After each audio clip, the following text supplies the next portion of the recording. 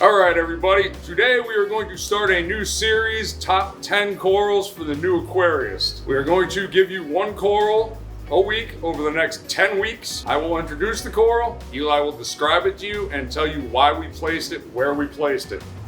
At number 10, we are starting out with the Kenya tree, which might surprise some of you guys because that's usually in people's top 3. We put it at number 10 for a reason. Here's Eli to explain why. Thank you for the intro, Ernie. As he just mentioned, Kenya tree is going to be number 10 on our list. If any of you guys remember from me and Taras's previous What is a Coral video, we did cover the Kenya tree already, but we decided that this deserved to be on the top 10 list because it is one of the easiest corals for beginners.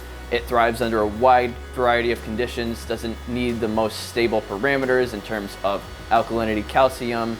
It also is very tolerant of high nutrients, nitrates, and phosphates, and it thrives in just about any tank that you place it in. However, we did not decide to bump this up any higher on the list because it can be kind of a nuisance in certain circumstances. The Kenya tree generally is a very prolific growing coral, and it'll basically shed pieces of its own flesh and spread throughout the tank. So if you don't want to have a tank overrun in a few months' time with Kenya tree, it is generally not one that you would like to place in your aquarium because it'll spread very easily. In addition, a lot of the leather corals do participate in chemical warfare of sorts, where they basically will release certain chemicals from their bodies to kind of fight for space on the reef, and this can kind of impact your overall tank's health.